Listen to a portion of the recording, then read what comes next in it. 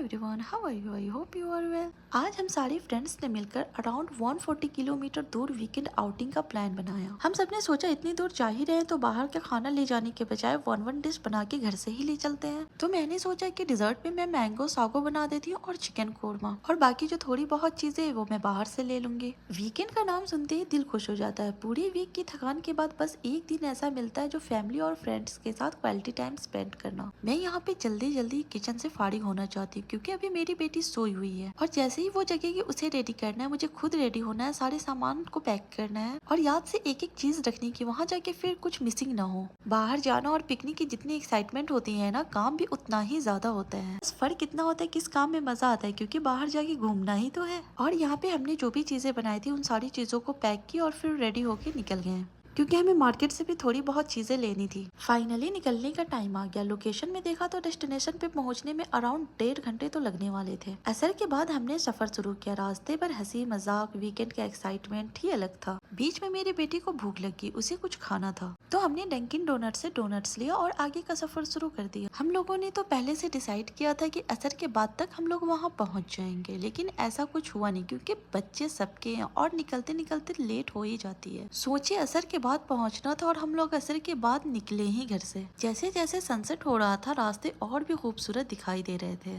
मगरिब के बाद फाइनली हम लोग अपने डेस्टिनेशन पे पहुंच गए। मेरी बेटी को तो सामने स्लाइड दिखा और उसे खुशी का ठिकाना ही नहीं रहा। थोड़ी देर में बाकी हमारी फैमिली और फ्रेंड्स भी आ गए। सबसे पहले हमने एक अच्छी सी जगह देखी और वहाँ कारपेट बिछा के बैठ गए। सब लोग एक साथ बैठकर बातें कर रहे थे। बच्चे इधर उधर खेलने में बिजी हो गए। इतने अच्छे लोकेशन पे बैठ के तो सबके चेहरे पे बस खुशी ही दिखाई दे रही थी। थोड़ी देर बाद हम सबने डिसाइड किया कि ऊपर चल के वहाँ से वाटरफॉल का व्यू देखते हैं। हम सब धीरे धीरे ऊपर चलने लगे। हर स्टेप के साथ व्यू और भी ब्यूटीफुल होता जा रहा था।